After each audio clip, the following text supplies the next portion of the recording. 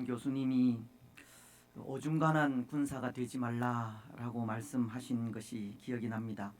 우리 하나님을 섬겨도 온 마음을 다해서, 온 정성을 다하여서, 온 뜻을 다하여서 또 하나님을 섬겨야 할 것이다 생각이 됩니다.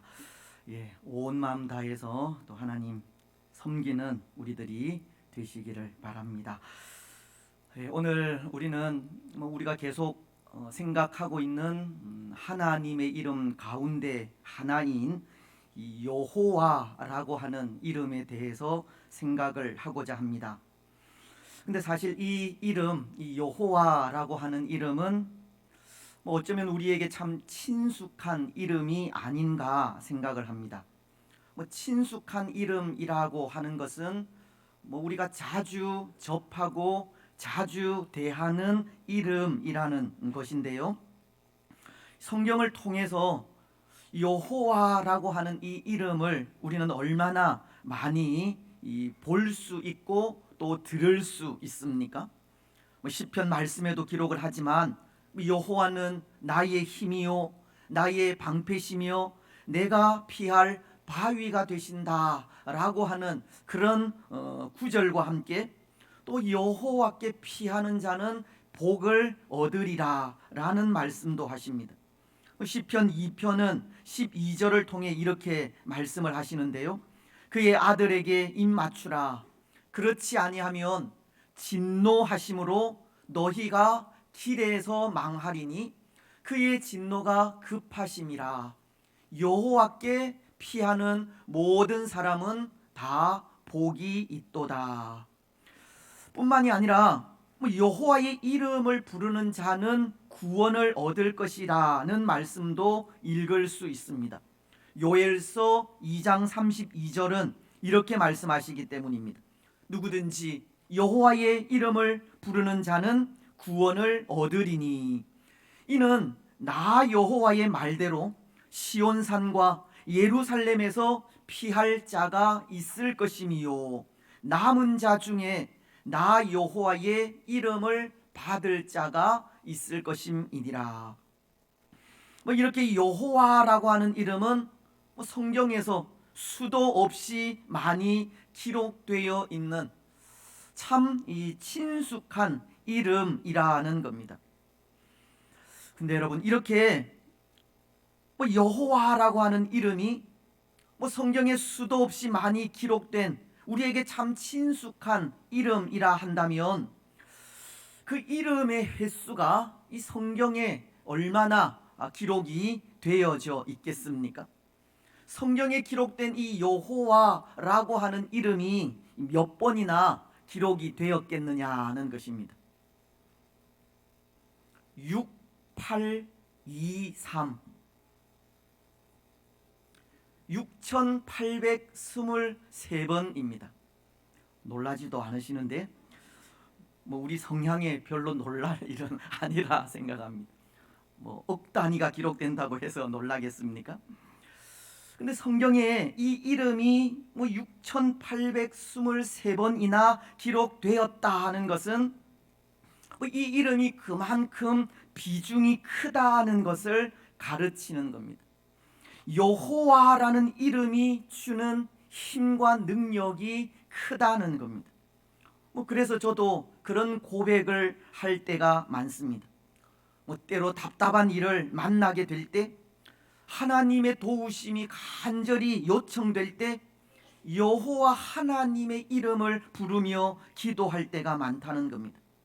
다윗도 그가 당한 고난에 여호와는 나의 힘이시고 나의 방패이시며 나의 도움이시고 내 머리를 드시는 분이라는 고백을 하며 나아갔듯이 하나님 앞에 여호와 하나님의 이름을 부르며 하나님의 도우심을 구할 때가 많은 겁니다. 여호와라고 하는 그 이름이 주는 힘과 능력을 얻기 위해 정말 간절한 마음으로 그 이름을 부를 때가 있는 겁니다. 그렇습니다. 여호와 하나님이라는 이름은 우리에게 힘이 됩니다. 능력이 됩니다. 앞서도 말씀을 통해 고백했듯이 여호와를 의지하면 복을 받고 여호와의 이름을 부르면 구원을 받습니다. 여호와께 피하는 자는 안전함을 누리게 됩니다. 그래서 오늘 우리는 이 이름 여호와라고 하는 이름을 생각하게 될 텐데요, 이 여호와라고 하는 이름이 주는 힘과 능력을 풍성하게 받아 누리셨으면 좋겠다 싶습니다. 여러분, 먼저 이 여호와라고 하는 이름 어떤 의미를 가지고 있겠습니까? 여호와라고 하는 이 이름의 그 뜻이 무엇이겠느냐 하는 겁니다. 이 여호와라고 하는 이름은 창세기 2장 4절에 처음 등장합니다. 이것이 천지가 창조될 때에 하늘과 땅의 내력이니 여호와 하나님이 땅과 하늘을 만드시던 날에, 여호와라고 하는 이름은 엘로힘으로 부르는 하나님과 함께 사용되어 하나님의 창조 사역의 한 역할을 담당한 이름으로 등장합니다. 엘로힘이 전능하신 하나님을 의미한다면, 여기 여호와는 전능하신 하나님께서 약속하신 그 약속을 이루시는 분임을 뜻하는 것인데요, 근데 사실 이스라엘 백성들에게 이 여호와라고 하는 이름은 그렇게 친근한 이름이 아니었습니다. 왜냐하면 전능하신 하나님의 약속을 성취하시는 이 여호와라고 하는 존재가 이스라엘에게 두려운 존재이었기 때문입니다. 우리가 이전에 이 아도나이라고 하는 하나님의 이름을 생각하면서도 말씀을 드린 것이, 이스라엘 백성들은 여호와라고 하는 이름 대신 이 아도나이라는 명칭을 사용했다고 하지 않았습니까? 이스라엘에게 여호와는 이 두려움의 대상이기 때문입니다. 그들에게 하나님은 경외의 대상이시고, 여호와 하나님은 약속하신 그대로 이루시는 어쩌면 심판의 하나님이시기도 하기 때문입니다. 사실 그것은 오늘 우리에게도 마찬가지입니다. 여호와 하나님은 경외의 대상이라는 겁니다. 우리가 두려워할 뿐이라는 겁니다. 하지만 때로 우리는 마치 하나님이 없는 것 같은 삶을 살 때가 많지 않습니까? 하나님을 두려워하지 않을 때가 많다는 겁니다. 약속에 신실하신 하나님의 약속을 기억하지 못할 때도 많다는 겁니다. 어떤 때는 하나님이 예배당 안에만 거하시는 분으로 생각할 때도 있습니다. 그래서 예배당을 벗어나 세상으로 나아가면 거기에는 하나님이 계시지 않는 것처럼 함부로 행동하고 함부로 말하며 함부로 생활할 때가 얼마나 많은지 모릅니다. 아니, 요즘은 교회 안에서도 그런 것 같은데요, 도무지 하나님은 안중에도 없는 듯 살아갈 때가 있다는 겁니다. 하나님을 두려워하는 마음도, 하나님을 경외하는 마음도 없습니다. 하나님의 약속이 이루어질 것이라고 기억하는, 기대하는 그런 마음들도 없습니다. 하지만 오늘 이스라엘은 하나님을 얼마나 두려워하고 경외하였는지 여호와라는 이름을 함부로 부르지 못하고 그 이름 대신 이 주인이라는 의미의 아도나이로 부르기도 했다는 겁니다. 여러분, 그런 의미에서 오늘 우리도 하나님 앞에서의 삶이 좀 더 새로워져야 하지 않겠습니까? 약속에 신실하신 하나님을 믿고 의지하며 나아가야 하고, 그 하나님, 우리의 경외의 대상이신 하나님을 늘 경외하며 그 앞에서 이 두려움으로 살아가야 합니다. 우리 삶의 매사가 하나님 보시는 눈 앞에서의 삶을 살아가야 합니다. 그래서 우리가 말하는 것도, 생각하는 것도, 행동하는 것도 달라져야 합니다. 항상 하나님께서 보고 있다는 생각으로 살아가야 한다는 겁니다. 그런데 여러분, 오늘 이스라엘에게 그들이 그렇게 두려워한 여호와 하나님이 좀 더 가깝게 느껴지고 하나님이 누구신지 이해하게 되는 한 사건이 생기게 되었습니다. 그것은 모세를 통해서인데요, 하나님께서 애굽의 노예로 있던 이스라엘을 구하시기 위해 모세를 부르신 이 사건을 통해서입니다.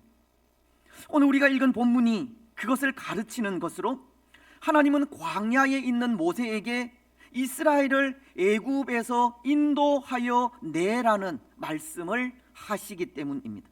오늘 9절로 10절이 말씀하시지 않습니까? 이제 가라, 이스라엘 자손의 부르짖음이 내게 달하고 애굽 사람이 그들을 괴롭히는 학대도 내가 보았으니 이제 내가 너를 바로에게 보내어 너에게 내 백성 이스라엘 자손을 애굽에서 인도하여 내게 하리라. 하나님은 광야에 거하는 모세를 찾아가셔서 그에게 이스라엘을 구원할 구원자가 되라고 하신 겁니다. 하지만 때로 이 일은 모세의 입장에서는 이해할 수 없는 일이기도 하였습니다. 왜냐하면 비록 모세는 그의 어머니인 요게벳으로부터 자신이 히브리인이라는 것을 듣게 되고 그들의 조상인 하나님에 대해 배우기는 했지만, 그는 지금 광야의 도망 중에 있는 상태이기 때문입니다. 그렇지 않습니까?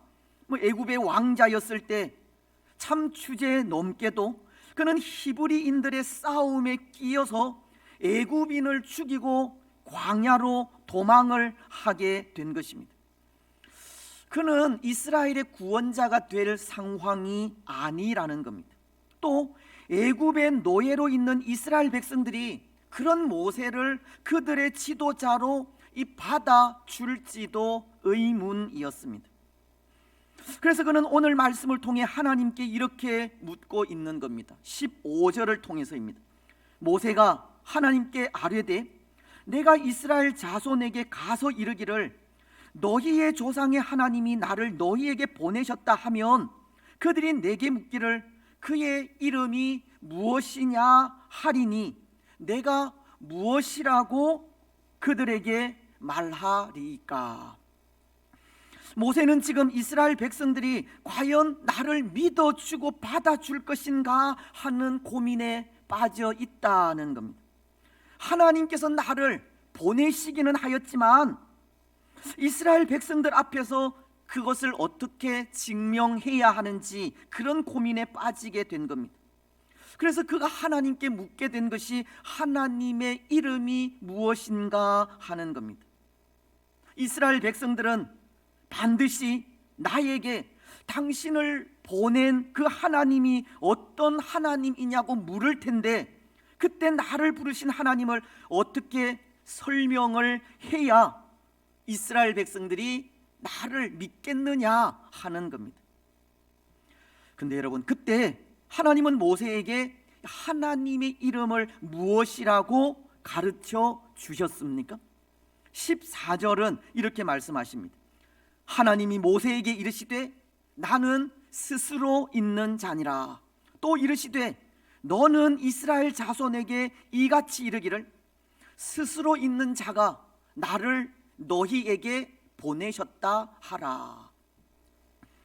하나님은 하나님 자신을 스스로 있는 자라고 하셨습니다.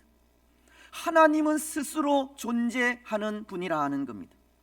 다시 말씀을 드리면 스스로 존재한다는 것은 이 시간적으로는 태초부터 영원까지 이 처음과 나중을 의미하는 것이고, 공간적으로는 어디에나 계시는 것을 의미하는 겁니다. 즉 하나님은 처음이요 나중이며 어디에나 계셔서 항상 임재해 계시는 분이라는 겁니다. 그래서 여기 스스로 있는 자라고 하는 말이 바로 여호와라는 이름의 의미입니다. 히브리어로 하면 에흐예 아쉐르 에헤예라고 하는데요, 에흐예라는 것은 하나님의 임재를 상징하는 말입니다. 여호와는 처음부터 스스로 존재하시는 분으로 모든 곳에 임재하시는 분임을 가르치고 있다는 겁니다.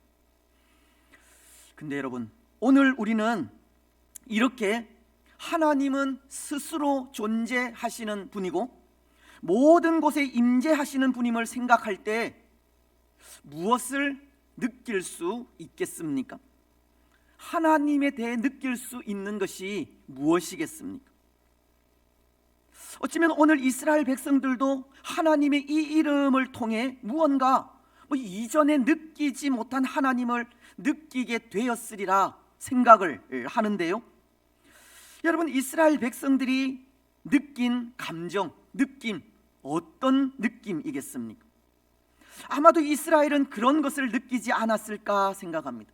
스스로 존재하시고 모든 곳에 임재하시는 하나님을 통해 우리 조상들이 섬기던 그 하나님이 바로 오늘 나의 하나님이시다라는 생각을 하지 않았을까 생각합니다.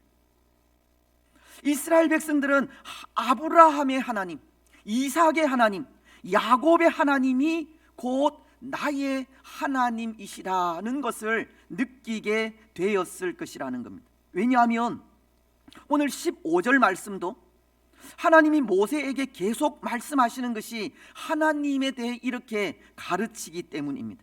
너희 조상의 하나님 여호와 곧 아브라함의 하나님, 이삭의 하나님, 야곱의 하나님께서 나를 너희에게 보내셨다 하라.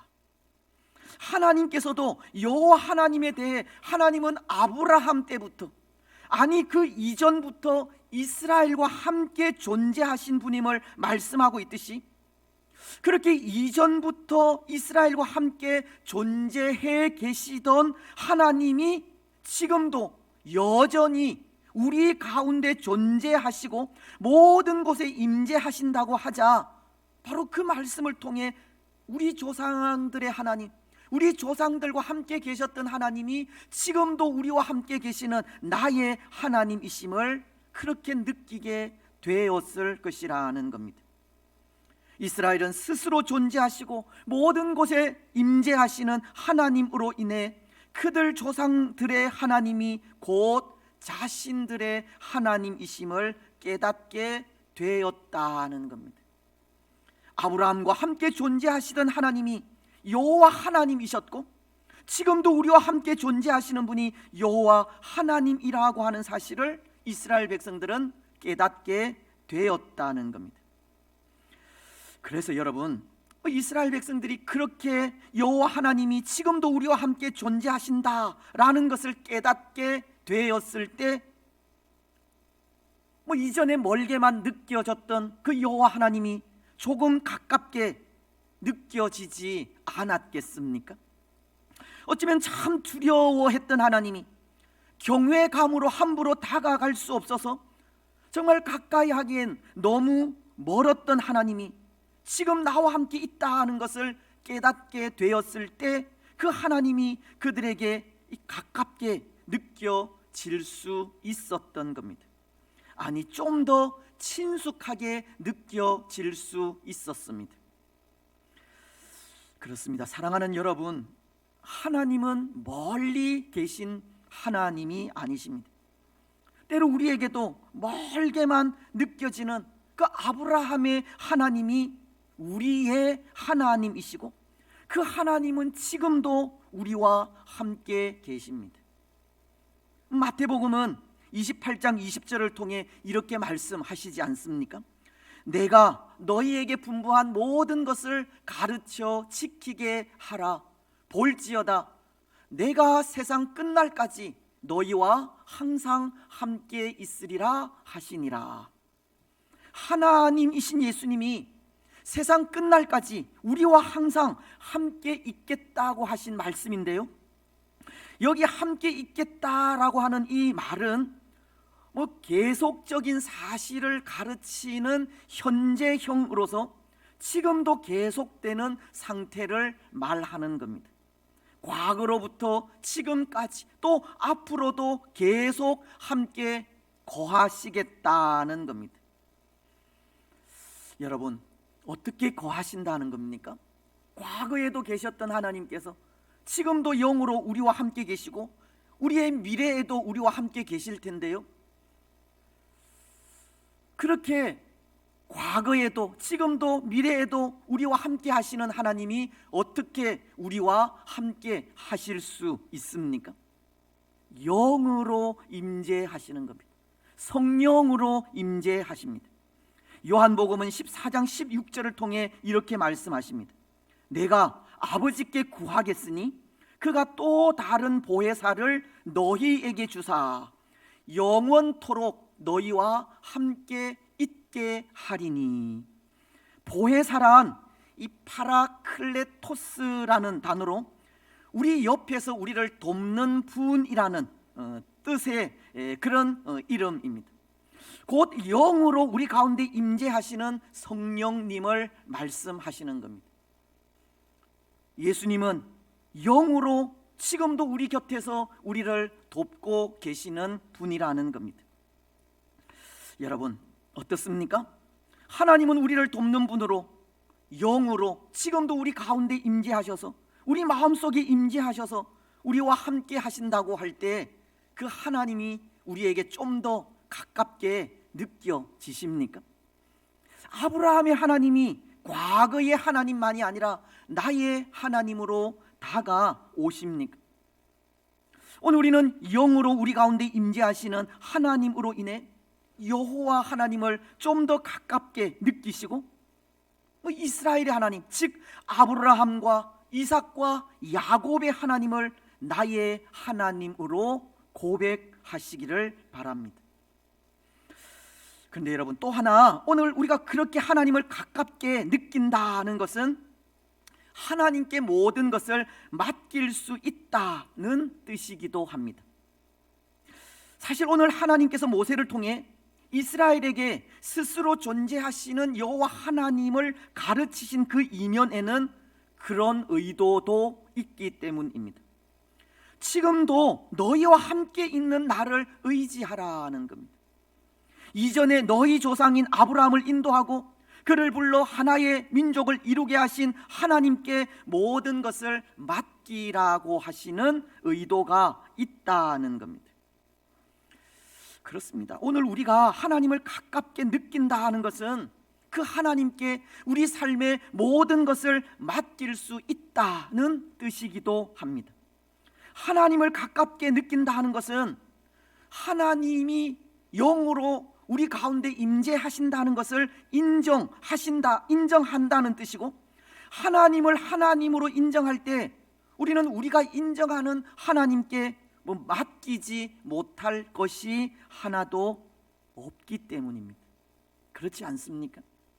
오늘 우리는 우리와 함께 하시는 하나님께 우리 삶의 모든 것을 맡길 수 있는 겁니다.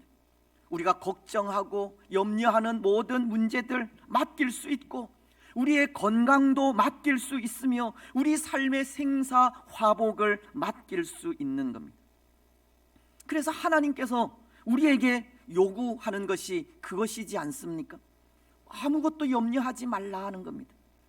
우리가 잘 아는 빌립보서 4장 6절과 7절은 아무것도 염려하지 말고 다만 모든 일에 기도와 간구로 너희 구할 것을 감사함으로 하나님께 아뢰라.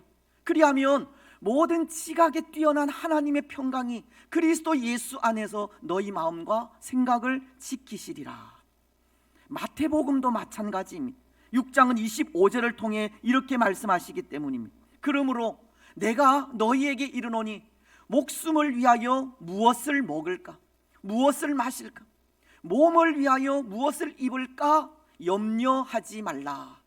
목숨이 음식보다 중하지 아니하며 몸이 의복보다 중하지 아니하니. 그리고 30절로 31절도 이렇게 말씀하십니다. 오늘 있다가 내일 아궁이에 던져지는 들풀도 하나님이 이렇게 입히시거든 하물며 너희일까 보냐. 믿음이 작은 자들아, 그러므로 염려하여 이르기를 무엇을 먹을까, 무엇을 마실까, 무엇을 입을까 하지 말라. 하나님은 아무것도 염려하지 말고 모든 것을 하나님께 맡기라고 하십니다. 하나님만을 의지하라는 겁니다. 사랑하는 여러분, 하나님은 지금도 우리와 함께 하십니다. 변함없는 능력으로, 변함없는 도우심으로, 변함없는 약속으로 우리 곁에서 우리를 도우시는 분입니다. 그 하나님이, 그 여호와 하나님이 나의 하나님이심을 믿는다면 우리는 그 어떤 염려도 걱정도 필요 없습니다. 하나님께서 우리에게 필요한 것 아시고 하나님의 때에 고치시고 치료하시고 주실 것이기 때문입니다. 다만 우리가 할 일은 모든 것을 하나님께 맡기고 감사함으로 기도하는 일이고 하나님을 더 가까이 하는 일입니다. 하나님이 지금도 나와 함께 거하심을 믿고 먼저 그의 나라와 그의 의를 구하는 일입니다. 여러분, 오늘 우리는 하나님이 지금도 나와 함께 계심을 믿고 모든 것을 하나님께 맡기고 기도하시기 바랍니다. 하나님을 더 가까이 하시고 먼저 그의 나라와 그의 의를 구하시기 바랍니다. 그리하여 우리와 함께 하시는 그 하나님의 도우심을 받는 복된 성도들이 되시기 바랍니다. 이제 또 하나, 하나님은 스스로 존재하는 분이시고 모든 곳에 임재하시는 분임을 생각할 때 우리가 느낄 수 있는 것이 있습니다. 그것은 하나님은 약속에 신실하신 분이라는 겁니다. 여호와라고 하는 그 이름은 약속에 신실하신 하나님이심을 느끼게 한다는 겁니다. 여러분, 오늘 모세는 이스라엘에게 하나님은 아브라함의 하나님이심을 전하지 않았습니까? 하나님은 과거 아브라함을 불러 이스라엘이라고 하는 민족을 이루신 그런 분이라는 것을 전하였다는 겁니다. 이것은 달리 말씀을 드리면 하나님께서 아브라함에게 약속하신 것을 이루시겠다라는 것을 말씀하는 것으로 여호와 하나님은 약속에 신실하신 분임을 가르치는 겁니다. 그렇습니다. 여러분, 과거 하나님은 아브라함에게 이런 약속을 하신 적이 있습니다. 창세기 15장 13절로 16절 상반절을 통해서인데요, 이런 약속을 하셨습니다. 여호와께서 아브라함에게 이르시되 너는 반드시 알라. 내 자손이 이방에서 객이 되어 그들을 섬기겠고 그들은 400년 동안 내 자손을 괴롭히리니 그들이 섬기는 나라를 내가 징벌할지며 그 후에 내 자손이 큰 재물을 이끌고 나오리라.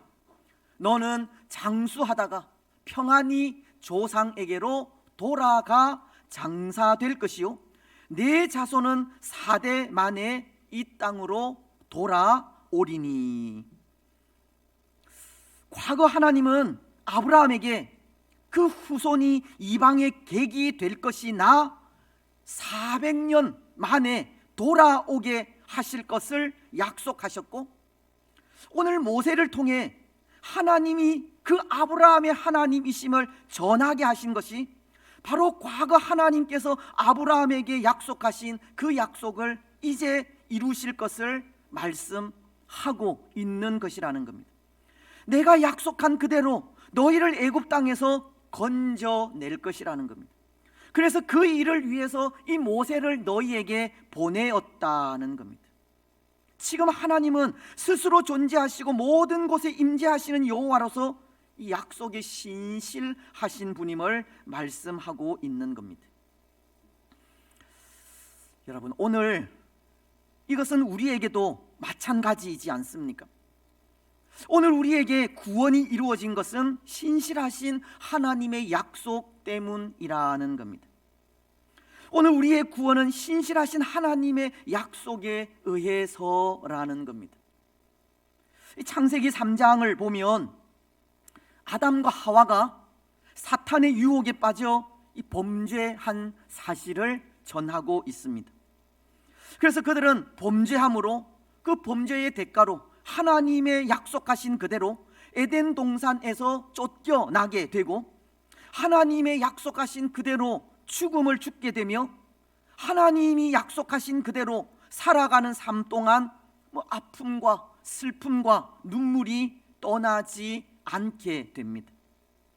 근데 하나님은 범죄한 인생을 위해 한 가지 약속을 하시지 않았습니까? 창세기 3장 15절은 이렇게 말씀하기 때문입니다. 내가 너로 여자와 원수가 되게 하고 내 후손도 여자의 후손과 원수가 되게 하리니 여자의 후손은 내 머리를 상하게 할 것이요 너는 그의 발꿈치를 상하게 할 것이니라. 우리는 이 말씀을 원시 복음이라, 최초의 복음이라라고 하는데요, 하나님은 여자의 후손인 예수님을 통해 범죄한 인생을 구원하시겠다라고 약속하신 말씀입니다. 그리고는 그 약속 그대로 구원자이신 예수님을 이 땅에 보내시고 범죄한 인생을 위해 십자가를 지게 하시며 십자가를 지신 예수님을 믿는 사람들에게 구원의 은혜를 베푸신 겁니다. 요한복음 3장 16절 말씀처럼 하나님이 세상을 이처럼 사랑하사 독생자를 주셨으니 이는 그를 믿는 자마다 멸망하지 않고 영생을 얻게 하려 하심이라. 하나님은 예수님을 믿는 자마다 영원한 생명을 약속하셨다는 겁니다. 오늘 우리의 구원은 바로 하나님의 그 약속에 의해서라는 겁니다. 이전부터 계셔서 예수님을 통한 구원을 약속하신 그 약속으로 인해 오늘 우리의 구원이 이루어지게 된 것입니다. 하나님은 약속에 신실하신 분, 여호와 하나님은 약속에 신실하신 분이라는 겁니다. 그렇습니다. 사랑하는 여러분, 여호와 하나님은 약속에 신실하신 분입니다. 오늘 우리는 여호와 하나님의 그 약속하신 그대로 구원을 받았습니다. 그 어떤 것도 아닌 예수님의 십자가로 구원을 받았습니다. 그것이 여호와 하나님의 약속이기 때문입니다. 히브리서가 9장 22절을 통해 율법을 따라 그의 모든 물건이 피로서 정결하게 되나니 피 흘림이 없은즉 사함이 없느니라. 예수님이 십자가 위에서 흘리신 피는 우리의 구원을 확정하는 피인 겁니다. 그것이 하나님의 약속이라는 겁니다. 여러분, 오늘 우리의 구원은 여호와 하나님의 약속에 의해 이루어졌습니다. 그 약속인 예수님의 십자가로 이루어졌다는 겁니다. 오늘 우리는 십자가를 더욱 사랑하시고 십자가로 얻은 구원을 더욱 귀히 여기시기 바랍니다. 창세전에 우리를 택하신 것도, 십자가를 통해 우리를 구원하신 것도, 지금도 여전히 십자가의 사랑으로 우리를 인도하시는 것도 다 하나님의 그 신실하신 약속에 의한 것임을 고백하면서 더욱 하나님의 약속을 믿고 그 약속을 의지하며 나아가는 우리들이 되시기를 바랍니다. 이제 말씀을 맺겠습니다. 사랑하는 여러분, 여호와 하나님은 스스로 존재하시는 분입니다. 그분은 창조주로서 나의 하나님이시고 우리가 신뢰하여 의지할 수 있는 유일한 분이십니다. 또한 여호와 하나님은 약속에 신실한 분이시고 신실하신 약속으로 우리의 구원을 이루어 주셨습니다. 오늘 우리는 스스로 존재하시는 하나님이 나의 하나님이심을 고백하면서 여호와 하나님을 더욱 신뢰하고 의지하시기 바랍니다. 여호와 하나님의 약속에 의해 받은 구원을 더욱 귀히 여기시고 여호와 하나님의 약속을 믿고 항상 순종하며 살아가시기 바랍니다. 그래서 여호와 하나님으로 인해 복을 누리고 안전함을 누리며 영원한 생명을 누리는 복된 성도들이 되시기를 주님의 이름으로 축복합니다. 아멘.